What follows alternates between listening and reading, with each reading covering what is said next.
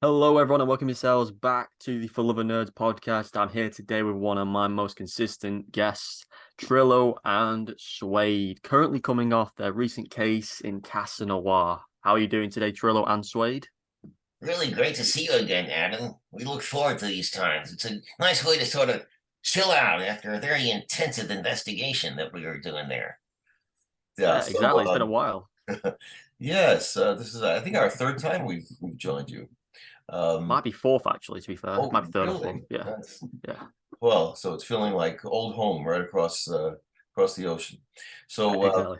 yeah, it's been a very busy time for us. And now since we recorded our case, the Casa Noir case, for everybody to see, we are very busy letting everybody know about it where they can see it so they can enjoy vicariously our adventure. We just released it on the internet, on our YouTube channel for everybody to see. For almost a year, it was in the film festival circuit only, exclusively, and we won a whole bunch of awards. I mean, modesty stops me from telling you the exact number. What is it, like 1,000? Well, not that many, but we got a couple of dozen awards, at least for best short, because it's a short movie, 22 minute runtime, and also best comedy and a whole bunch of other stuff. Yeah, that's best film score, one of them, a whole bunch. So anyway, that was what we were focusing on for the past 9 or 10 months. We could not release it on the internet because that would disqualify us from some of these festivals. They got these Okay. kind of stuck up rules in some of them, the highfalutin festivals. So we couldn't let everybody see it. Only people in the film festivals were able to see it for a while. And by exclusive invitation from us. Yeah, sometimes we gave private access to some special guests, such as yourself, Adam. I know you got an advanced viewing of it that way. Exactly. Right. But otherwise, aside from that handful, yeah, they had to wait till that momentous day, which was just a couple of weeks ago when we released it on the Trillo and Suede YouTube channel for everybody to see now and enjoy. So now it's obviously out in the world. How do you feel about it? Now that everyone sees what you've been up to, do you feel like it's been your best case? How do you think it compares to the past, two seasons of cases you've been up to? Yeah, well, yeah, come to think of it, we did record a whole bunch of our cases because we have two seasons out of the web series, seasons one and two. Coincidentally, we counted accurately one and two. We could have called it one and three, but we didn't. We called it one and two. Yes, we did. Yeah, you see how logical they are? Okay, so yeah, we had a whole bunch of interesting cases. I mean, we meet all kinds of very exciting characters and intriguing characters. But Casa Noir is something very special, close to our heart, because this is really a parody. Our whole life adventure is a parody, and this is a very specific parody of a famous film, Casablanca, 1942 classic movie. And we were living out our dream, sort of reenacting the entire experience. It's amazing how these things happen to us. Our real life experiences seem to be, like straight out of the film noir alternate universe. That's just the way life has treated us. We are living in this alternate universe. And now it just works out that way that we actually filmed it so everybody can see what we were doing.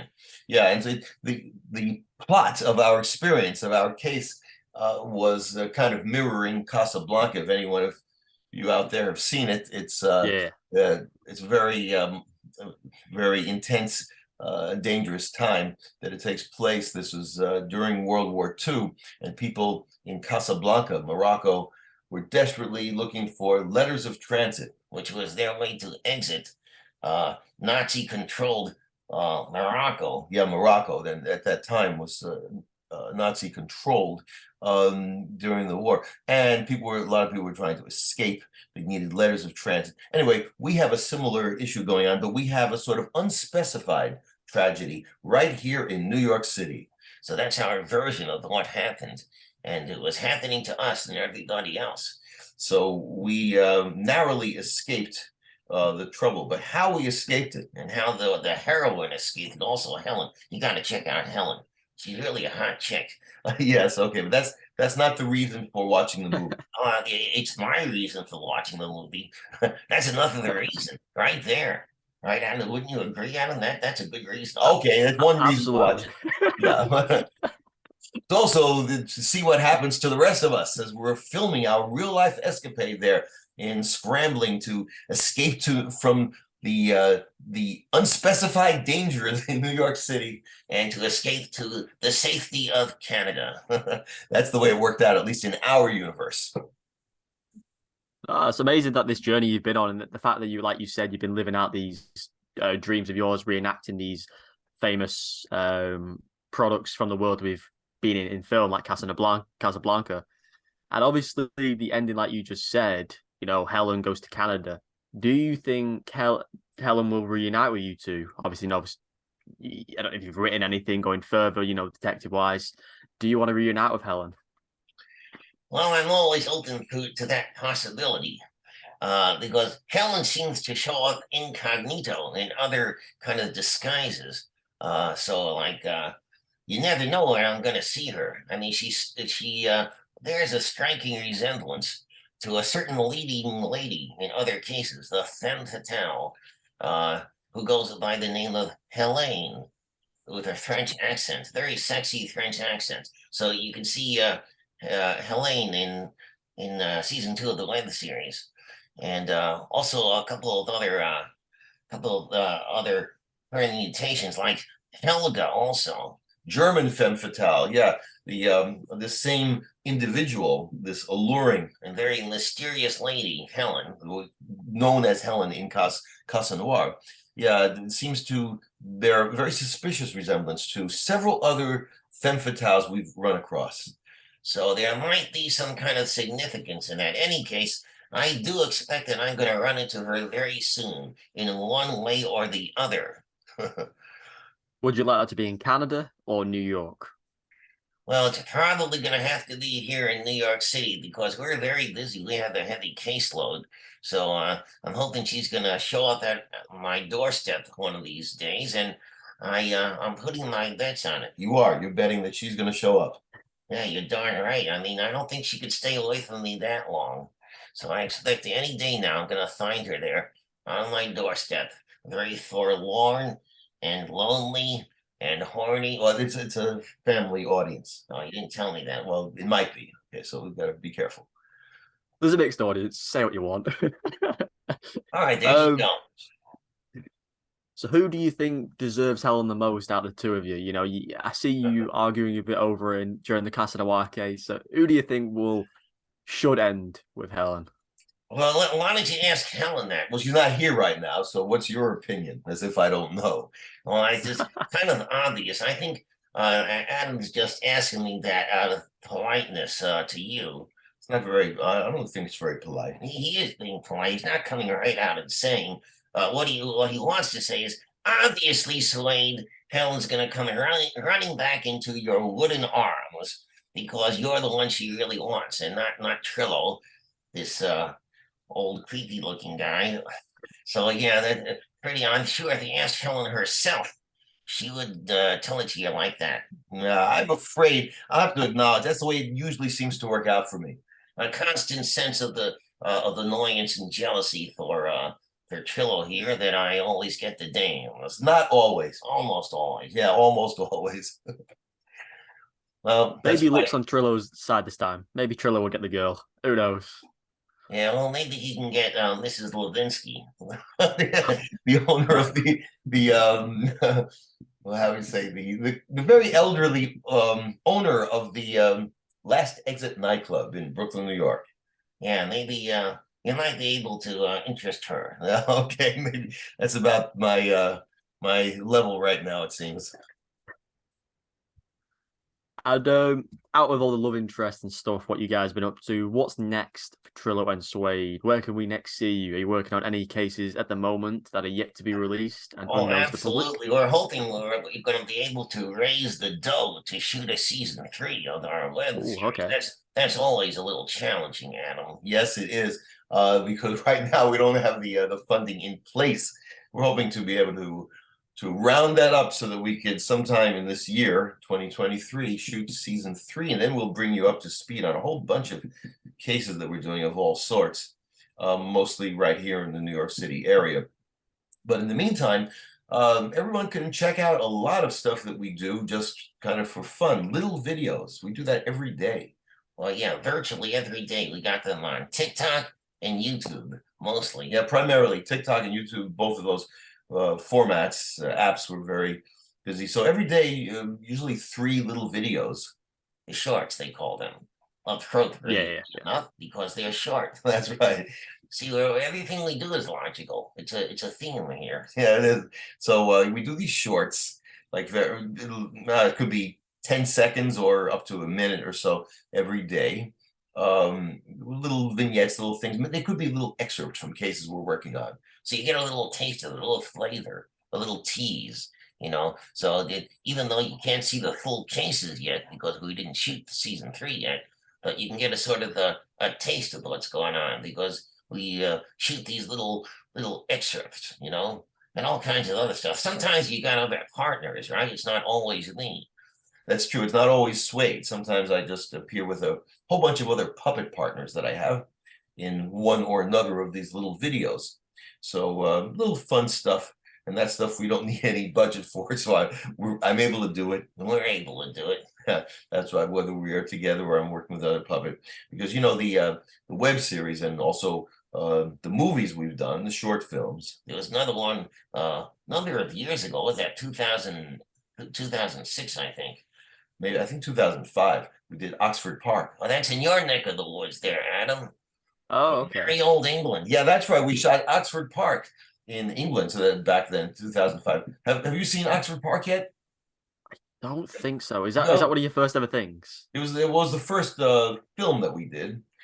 And it was way before the web series. Yeah, so it's actually the first really sort of public thing that we did for as our characters of Trillo and Suede. Yep. So check that out. I think you'll enjoy it because it's right there. Everybody's English except us. That's right. It's a culture clash, sort of Agatha Christie style. Yeah, sort of Okay. film noir meets Agatha Christie. So we got that whole atmosphere going there, and that can be seen on our YouTube channel as well, along with hundreds of other videos.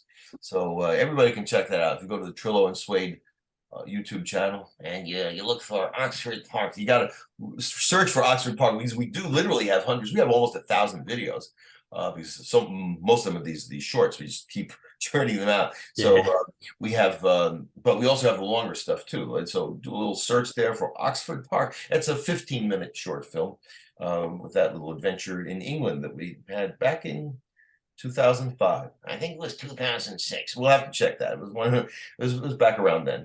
So nearly 18 years. Yeah. 17. Time flies. Yeah, that's right. It certainly does fly. Yeah, as far as the major projects, we're very eager to be able to film that stuff and people will be able to see something more substantial.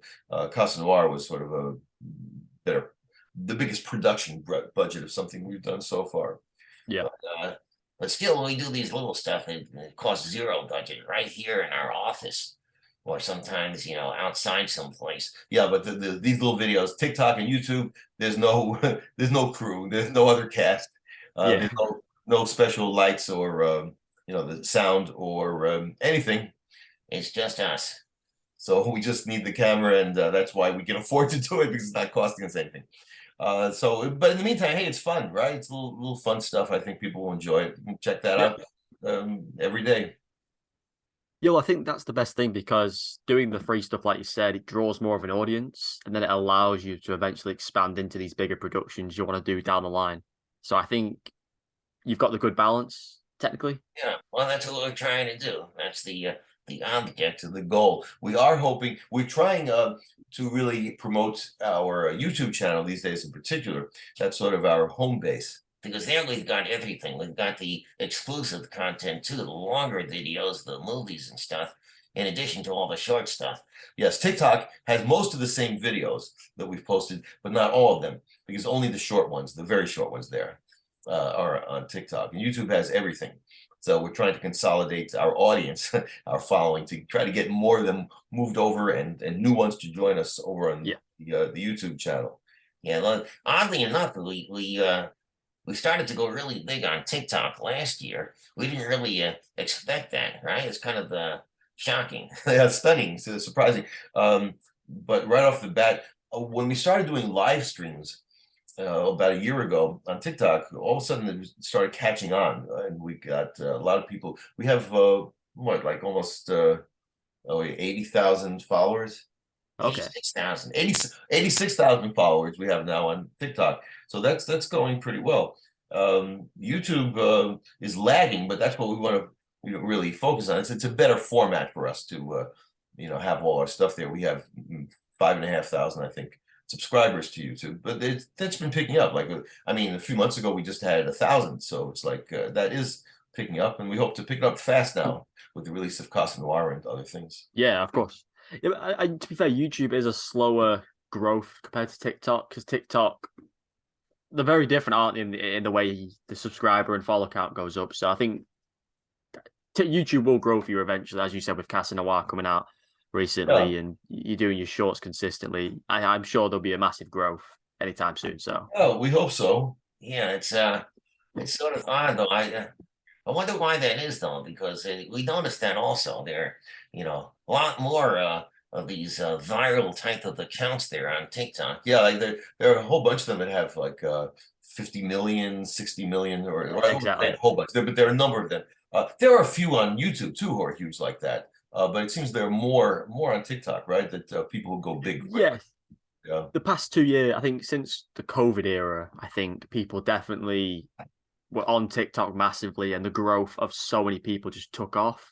So I think that was a massive time people utilized to get followers, in a sense, because they were at home. So that's how it was. So you said you did Oxford Road, Oxford Park, Oxford was it? Park. Yeah, that was our short film. Just done. Yeah, so that was obviously set in, as you said, in London.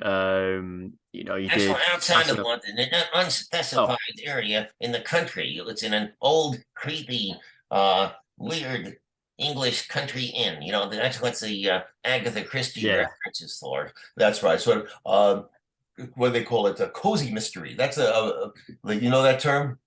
Cozy mystery. That's a British style in particular. Usually British, right? The cozy mysteries. It means the Agatha Christie kind of style. It's kind of quirky and a little bit lighthearted and a little bit funny, but also suspenseful, and homey, like a kind of, I don't know, comfortable feeling. So that describes, I think, most of Agatha Christie's work, and we like that genre. Also, we enjoy it. So that's the setting. So it's the atmosphere is more of that style, but then of course there's us there. And if we're there, we're a very different style. Yes, we have obviously the more New York film noir style, more cutting edge kind of thing. Wisecracking also. We love to wisecrack, especially me. You don't do that much. No, I don't do that much. Mostly he does the wisecracking. So anyway, it's a clash of styles, but I think that it's a lot of fun to clash those two styles together. Yeah, well, your style sort of reminds, like you said, Agatha Christie. And I think these are actually Agatha Christie stories that I'm talking about. Death on the Nile and Murder on the Orient Express. Yeah, that's right. You give me because obviously the detective in that is obviously someone who's in a very different environment for how he is, because obviously I think he's German, something like that. I can't remember, and he's thrown into like American environments, or Egypt. Oh, isn't that the French guy? He's French. Hercule Poirot, wasn't that? That's it. Yeah. Yes. So Belgian. Yeah. Do you see that guy? Yeah, he hates it when people call him French. He's very particular about that. That detective character. So he's Belgium, right? Belgium. Yeah, as I'm saying, so that's a very similar environment to you being thrown into an English environment. So you're very similar in that sort of manner, sort of thinking. That's true. That's a common thread there. Yes, and like you said, water kind of thing. Yeah, it's always fun to have a fish out of water experience, right? Someone's not in his usual environment. Is there anywhere else you'd like to take your detective vibes to another country? Anywhere else that's on your bucket list, if you Yeah, will? that will be fun. Yeah, it'll be very well. We actually wrote a few scripts that are all ready to shoot if we can find the dough. And one of them takes place in China, in Shanghai, Oh, to be okay. exact. Yes. That's one of the feature films that we've written and have ready to go. It's just quite a question of finding the way to actually get it produced. But that intrigued me. The location of Shanghai, in particular, has a history of being kind of very mysterious and romantic way back in the 1920s and 30s. In particular, that was the heyday of Shanghai in that city's history. So we placed it there. We set it there. In that environment of the old like 1930s Shanghai, fits very well with the film noir atmosphere, and that we'd love to shoot that and do shoot in China or some replica of China. It doesn't have to be in China, of course. Yeah, yeah. It has to look like it. It has to look like old China, which might be better shot someplace else. But anyway, that would be great if we can do that. And then we also, we shot another, we wrote another script to take place in England. So maybe we'll go back there. Shoot the whole Okay. darn thing. So it'll be an expanded version of the Oxford Park. And then, another script. We have one more ready to go, which takes place in India.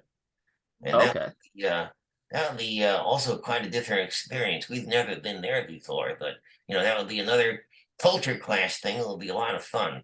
Yeah, because in this script we have um, we incorporate the Bollywood kind of thing, which is Oh, also you're talking about. You mentioned about the clash of the environments, like a fish out of water type of thing, and that we played into that.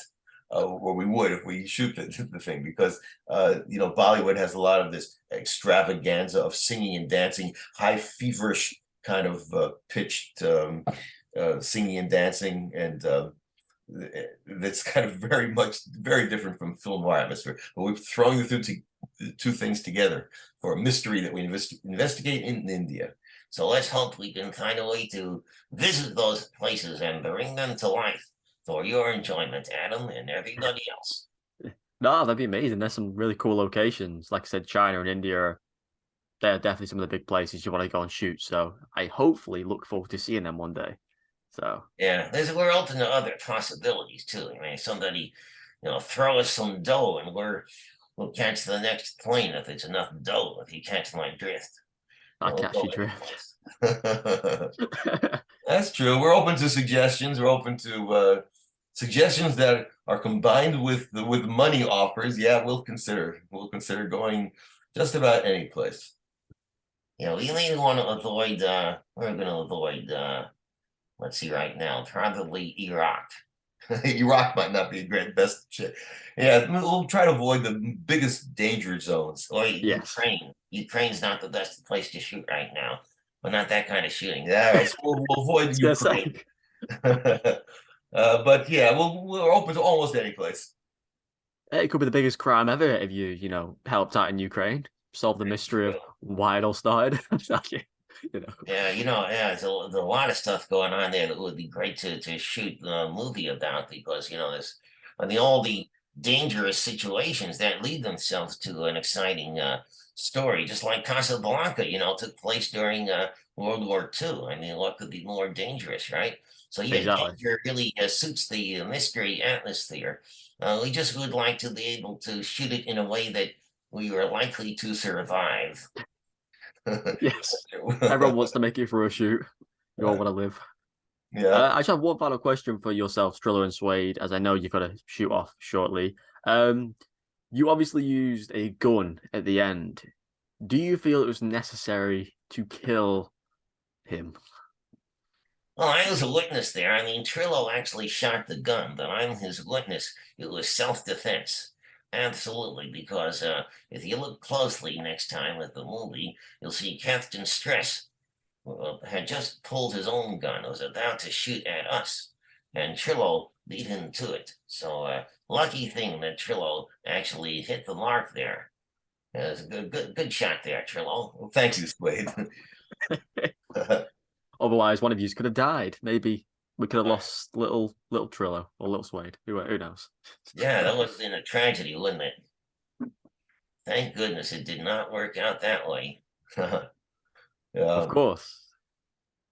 And well, as I said, I know you guys got a case to run off to, so it's yeah, been a we do privilege have to meet talking up to you. with a client. Who's on the schedule there? Yeah, this is a we don't want to be late for this one, Adam, because she's a looker. Oh, okay. All right, yeah, we don't want to be late for that. Okay, so I'll catch you. I think Jonathan Geffner is waiting there in the wings because he was eager to talk to you. You know that guy, Jonathan Geffner? A lot of people confuse him to Trillo here, for you. Really? Yeah, they say you look almost the same. Oh, I see there is some resemblance. Yeah, Jonathan Geffner is a crazed fan. Yeah, I guess that he is kind of crazed fan. He's crazed altogether. He's a weirdo. He's a I look nut forward to job. talking to him. Yeah, so listen, so I'm just be free to. I mean, I think he's harmless, but he's nuts. So just I'm warning you, Adam. Just watch out when you talk. He's deluded. You know what he thinks? Get this, Trillo. He thinks that he writes all our material. He also thinks that he created us as characters.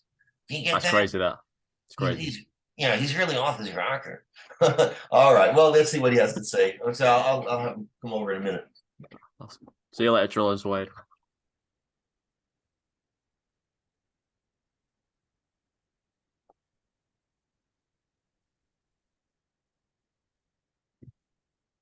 Hi there, Adam. Hello, Jonathan. How are you? Yeah, good, thanks. I see you were talking to my friends Trillo and Suede. Yeah, just catching up with them on Casa Noir and everything they've been up to since then.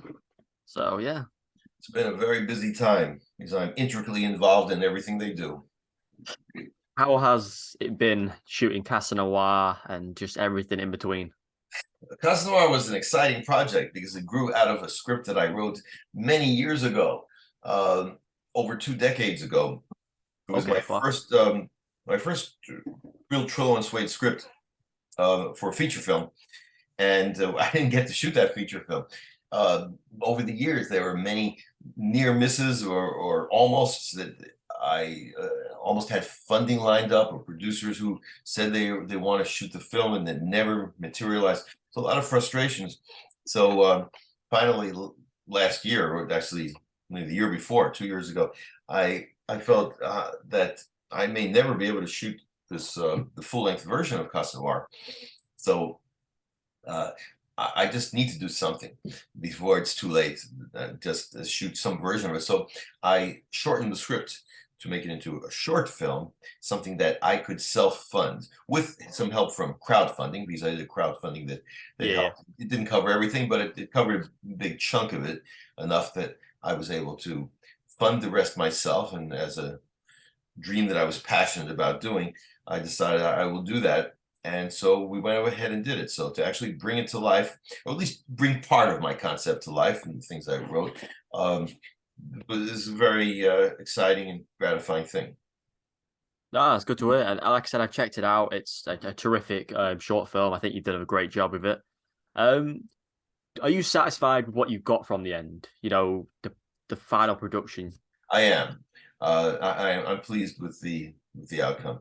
I mean, I'm a very self-critical artist, so I'm never completely satisfied with anything that Yeah, I do. But in general, I am satisfied and pleased with it.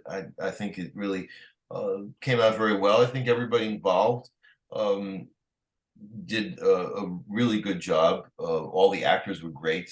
I'm very happy with everybody's performance, and working with them was a pleasure with all the actors, and everyone involved in the crew also did an excellent job. So directing, producing, sound design, art department, art design, and the editor, and the music of the composer. Benya Barshai is my composer. He composed music for Casa Noir, and he also composed the music for the 2 seasons of the Trillo and Suede web series. okay. So Benya is terrific. I'm glad to have met him back when I started the web series, and that he was able to do this music for Casa Noir as well. And cinematography, was beautifully done. I think so. Everything was something that I'm very pleased with overall. And obviously, obviously you say you're pleased with everything. And how much did you have to cut out of, you said you obviously shortened it. How long would it have originally been if you could have shot the entire film, with a full budget and freedom? Oh yeah, it's hard to say what the film would have wound up being because I wrote it. The script that I wrote would have been about, let's say, let me think to remember now, about 110 minutes, I would estimate. So that would be An hour 50. close to 2 hours. However, Yeah. even though I did several drafts of it and kept cutting it down, Yeah. I'm sure it would have been cut down more by the time I actually shot it. There's always cuts that should be done, especially in comedies. Comedies that run a big risk if it gets too long, like much beyond an hour and a half, is very hard to maintain a comedy for that long. So yeah, I expect it would get down. If I still have a chance to do a long version of it, I would expect it to be about an hour and a half runtime. Okay. Yeah, that makes sense because, like you said, most comedies are about an hour and a half. So yeah. One scene in particular I wanted to ask you about. Obviously, the plane was involved in the final scene, and I know that was, I think, probably your biggest expenditure, your biggest outgoing on that. I believe, maybe. Yeah, probably the biggest single expenditure, right? It didn't cost me that much actually for the plane rental. Luckily, I was able to find someone and that's difficult too, who would let me use his plane for an entire night's shoot for not much money actually, but I would say it's the biggest overall expense because I had to pay a small fee also to the airport. Also, not much money, but it adds up. And it was out of town. It was a little upstate in New York from New York City, so like an Okay. hour and a half upstate from New York City. So there's expenses involved in travel time and vehicle rental, getting everybody to and from. So that those kind of things added up. But the actual, it wasn't a huge expense in and of itself, fortunately, which is the only way I could have done it because I was desperately looking for a way to shoot with a real airplane really cheap because I couldn't afford the usual rentals. I Of course. went Yeah.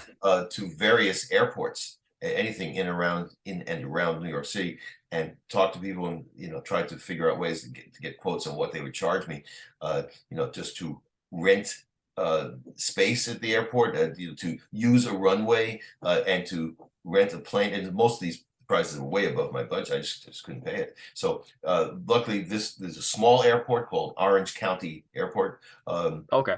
Montgomery. Oh, it's actually called Montgomery Airport in Orange County, New York.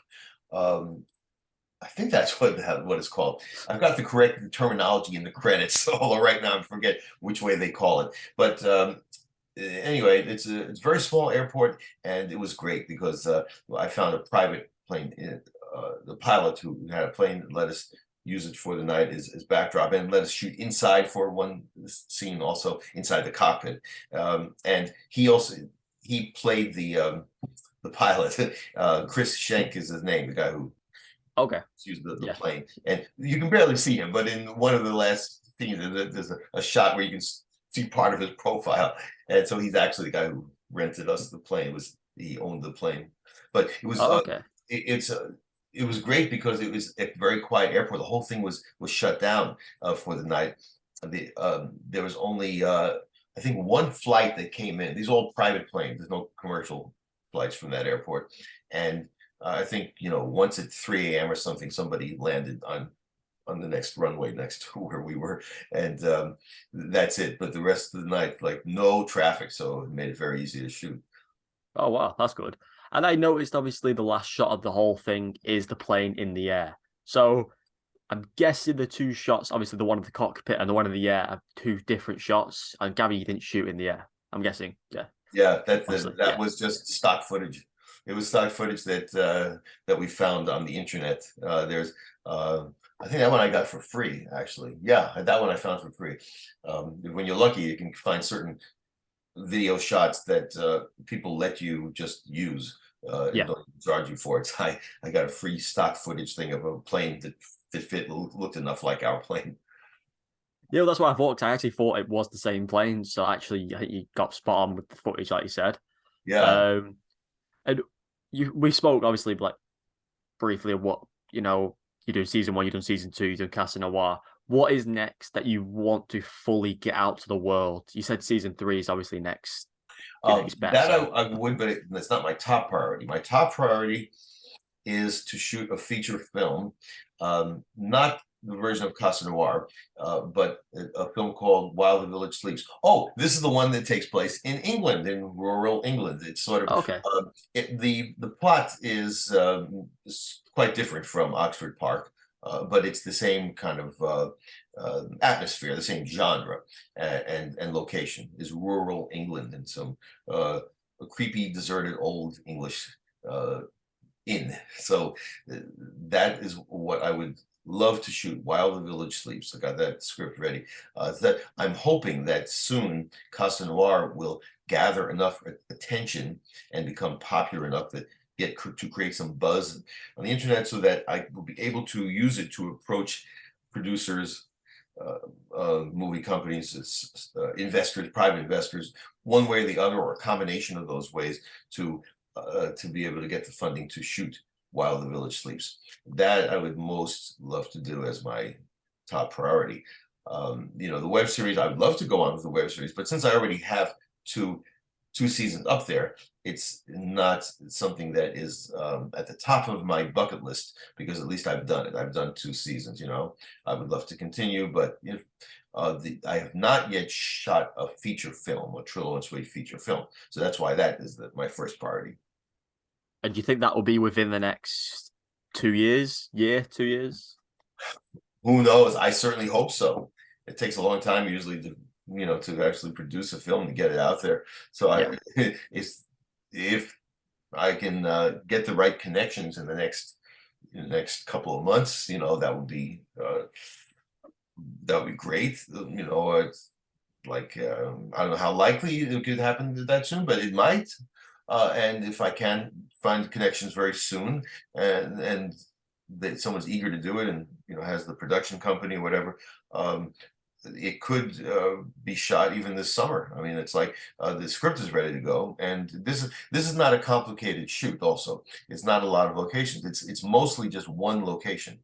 So and then even the other locations could be like in the area. It doesn't have to be anything like you have to go far. But almost the entire movie would be shot at an inn of some sort, an old country inn. So that's the set that we need, the location that we need, and almost nothing else.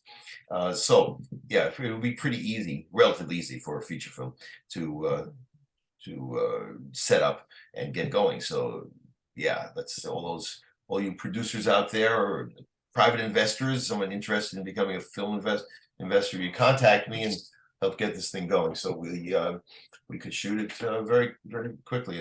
I mean, shoot it, and if we shot it, let's say, best case scenario, this summer, and then it takes maybe a good 6 months at least to edit it and post production, get it all ready, and the next 6 months to a year. So yeah, hopefully, if everything goes into place, and 2024, it could actually be the release of While the Village Sleeps. Here's the hoping. Here's the hoping that we get to see it Maybe. soon. And would you shoot it in England, or would you shoot it in a location in America that replicates the inn? I would shoot it any place that I can get it done. Okay. Shooting in England would be ideal, obviously, then, because everything would be authentic as far as and like products and props and stuff that that actually are from England. But that's not a deal breaker by any means, though. But I mean, you can shoot in a different country, and if someone's accurate about that, they should try to be accurate about having the props look correct and all, like vehicles and just little items. They're household items that look different in England than in America. So you want to make that all look right. Furniture looks different in some cases, things like that. Even clothing. So yeah, we would try to get that right if we shot it someplace else. So it certainly doesn't have to. I'd say it's probably more likely we would do it not in England just because of the expenses of setting it up. But that depends very much on who is in the position to get this thing produced. Because if I find an English producer or group of producers, then it would make sense to shoot over there because they would have all the connections there, you know. True. But if I find an American producer or American investor, it's more likely it would be shot here in America, probably, you know, outside of New York City. That's not the right environment, but it would have to be, you know, out in the countryside. But America, there's so many different places it could be. Because if you're just out in the countryside, it could, you know, there are many different places that we could sort of pretend it's England. Yeah, I absolutely, yeah, I get that. So Yeah. So stepping away from Trillo and Suede for a minute, you know, obviously you're doing all the movies and the TV shows and whatnot and the little skits. What is there another character you'd like to maybe push as much as Trillo and Suede one day? I don't think I can't imagine any other characters I'd want to push as much because I've got a bunch of characters. I've got about a dozen different characters I do in my live ventriloquist shows. I Yeah. don't perform with Suede for my usual show in my usual shows. He's a specific character like Trillo and Suede going together for all this detective work kind of stuff that we're doing, skits and movies and videos and all that stuff. But in my just general entertainment shows, I don't use Suede. I use a whole bunch of different other characters, and I like all my characters, but I don't feel as strongly about any of them as I do about the Trillo and Suede combo, because that's sort of more of my passion. This film noir alternate universe that I'm creating with these characters is something that feels more kind of special and important to me than anything else. But I will say there is a character that I would love to promote more now that I just developed. Dr. Fauci. I've got my own Dr. Fauci puppet. So Okay. Doctor in England, you know Dr. Fauci? He's the Yeah, I'm familiar. I'm familiar with it. Yeah. yeah, because in America is of course famous because he was what's his exact title? I forget, but the head of the medical association, I guess, American Medical Association. But that might not be his title. He's I guess the administration, the government administration's head of medicine or something. Whatever the title is, which I don't remember now, he's always been on TV through this pandemic. He became very known, very well known, because he's going on TV many times with proclamations about what we should do for you know, COVID Oh, right. Yeah. prevention and you know, the mask mandates and all of the vaccines and the boosters and all this stuff, giving advice to people. So became very controversial because some people love Fauci and some people hate Fauci, Okay. depending on your politics and whether you trust the information that he's been promoting all this time and all this kind of stuff, or the you know, the efficacy of what how people have dealt with COVID here in America. So anyway, controversial but very funny character. I think very ripe for easy parodying, for satire. So this was my idea, and I hadn't seen anybody do a Fauci puppet to that point. There were a couple of people on the internet who do an imitation of him, but there's one guy, Tyler Fisher, who's great at that. That's I don't know. Do you know that guy? He's an American I'm not comedian. familiar. No. Yeah, No. and he does a lot of very funny characters. But one of them is Fauci. He does a great job in impersonating Fauci. But anyway, a couple of months ago, I decided to get my own Fauci puppet custom made, and I had somebody make one for me, and I started shooting videos. So it's certainly very timely, I think, to be using this Fauci puppet since he's so well known now. So I think he's a good character and hopefully funny. I think most people enjoy it. Yeah, well, it could be a great pull, like you said. As you said, it's been in the limelight for a while, so it could be another good pull for your channel Mm. and for bringing new audience members in. So Yeah, that I've could done be cool. about a dozen little videos with him so far, and I'll keep going with it. Planning to do more, so people Yeah. can see. Yeah, they could if they go to my channel, the YouTube channel. Then you know, you scroll down because, as I said, I have hundreds of videos, but the more recent ones, you'll see a few Fauci ones among them. Like I said, I'll be sure to check them out as well because, like I said, you've started to expand, as you said, to more puppets and try to broaden your audience, which is definitely the best way to be on YouTube. Yeah. This final question I want to ask is like a two-parter. It's, what do you think was the hardest task with Casa Noir, and what did you think was the best thing to come out of Casa Noir? The hardest task while shooting in the production of Casa Noir. Yeah. Uh, I think to assemble all the elements of it, cast and crew, locations, within a budget that wouldn't break me. It went over budget, but everything goes over budget. In my experience and from what I gather in the whole movie industry, it's rare that anything comes up in under budget. Hollywood, or from everywhere from Hollywood to in small independents, like I'm a small independent producer. But yeah, still, it broke my budget, but it didn't like completely break me. So yeah, and to shoot it within the time frame that I had prepared for it, I had set aside for it. I needed it to be a 4-day shoot.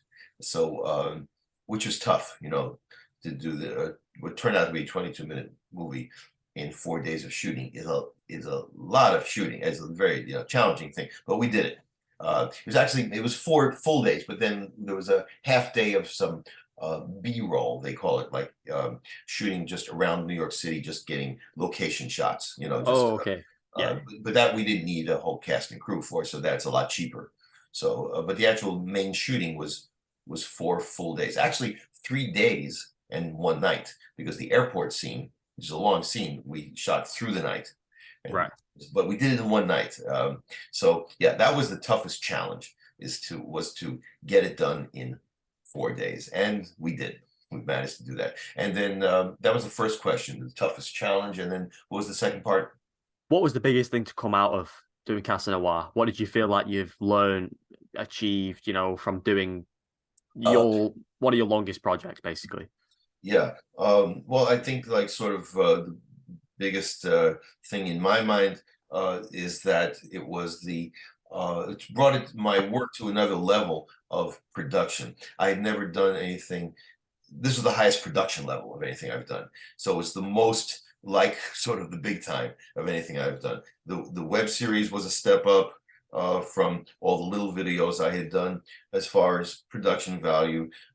But then Casa Noir was more professionally done, like just higher level. I think it came off on a small budget, a relatively very small budget, like shoestring budget, looking very polished and very professional, and very much like what I had envisioned it to look like.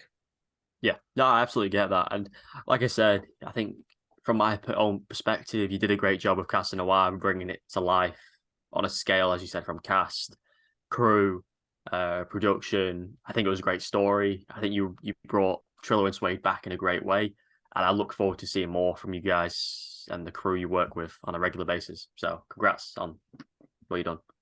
So, thank you, Adam. No worries. Jonathan, it's been amazing talking to you again, and like always, I do look forward to talking to you in the future every chance we get. So sure, it will be my pleasure.